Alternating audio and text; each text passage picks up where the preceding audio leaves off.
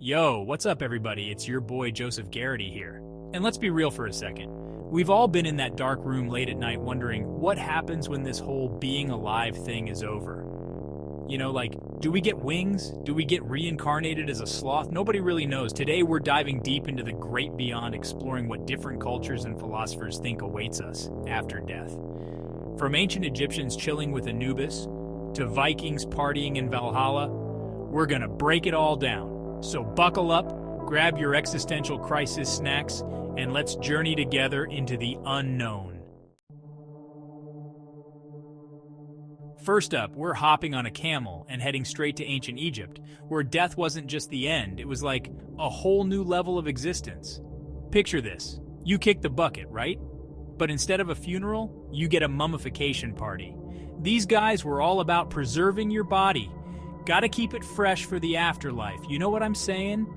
They believed your soul, or Ka, would journey through the underworld, facing trials and tribulations before reaching the final judgment. Think of it like a divine obstacle course with Anubis, the jackal-headed god, keeping score. And if your heart was lighter than a feather, boom! You're chilling with Osiris in the field of reeds, which is basically paradise with better snacks. But if your heart was heavier than a bag of bricks, let's just say Amit, this terrifying beast with the head of a crocodile, the body of a lion, and the backside of a hippopotamus, was waiting to devour your soul. Not exactly a beach vacation, am I right? The Egyptians were meticulous record keepers, leaving behind intricate paintings and texts detailing their beliefs. We're talking pyramids filled with hieroglyphics, spells, and prayers, all designed to guide the deceased on their journey. They even had the Book of the Dead, which was like a spiritual travel guide for navigating the afterlife. Talk about being prepared. Next stop, ancient Greece. Now these guys were all about logic and reason, so their views on the afterlife were a little less mummified and a lot more philosophical. Plato, the OG of deep thinkers, believed in the immortality of the soul. He figured our souls were like eternal beings, trapped in these temporary meat suits. Death, according to Plato, was just the soul being set free from the shackles of the physical body.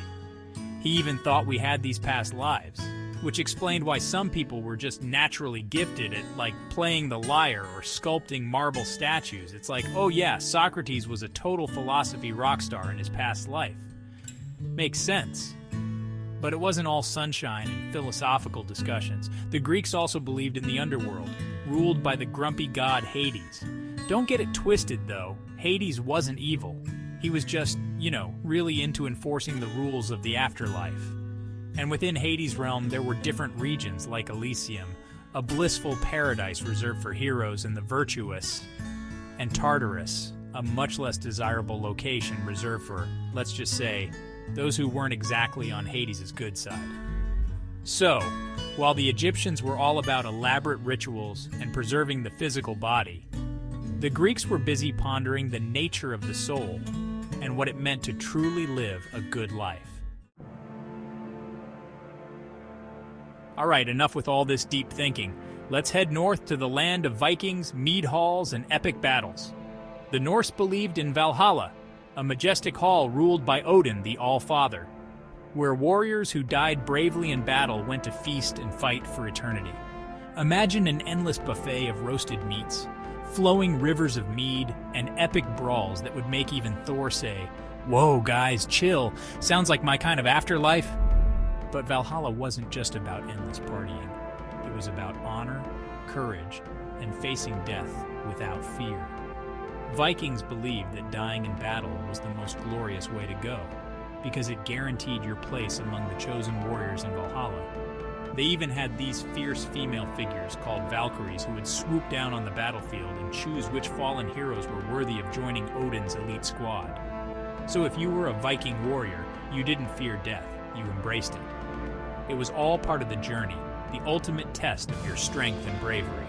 And if you were lucky enough to be chosen for Valhalla, well, let's just say you were in for one epic afterlife.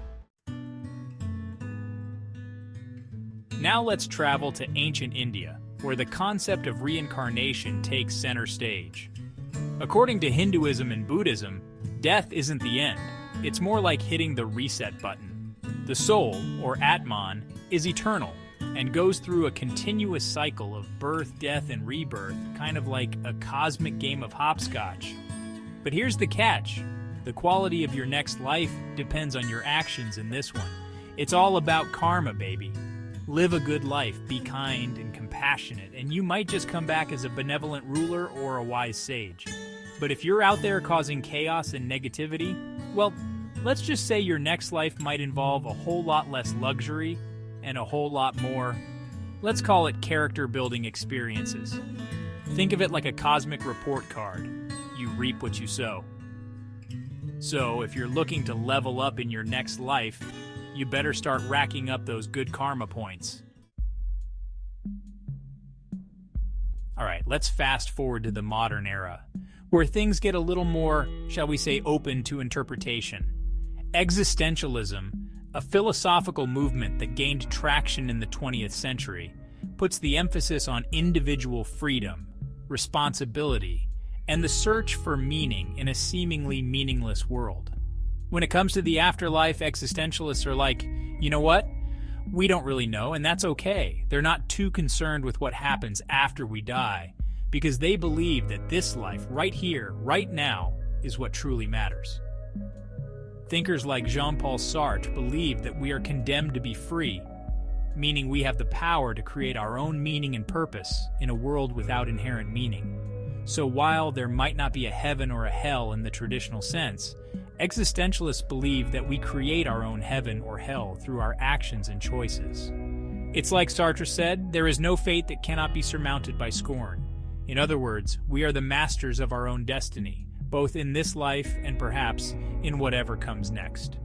So, while we may not have all the answers about what lies beyond the grave, existentialism reminds us that the true journey is the one we're on right now. So there you have it, folks. From mummies to Valhalla, we've journeyed through time and explored some of the most fascinating beliefs about the afterlife. It's a lot to process, right? I mean, who really knows what's waiting for us on the other side? Maybe it's eternal bliss. Maybe it's reincarnation as a talking donkey. Hey, a guy can dream. Or maybe it's just nothingness. The truth is, the afterlife is the ultimate mystery, and that's part of what makes it so intriguing. But no matter what you believe, it's always a journey worth exploring. So keep asking those big questions. Keep searching for your own truth. And most importantly, keep living this life to the fullest.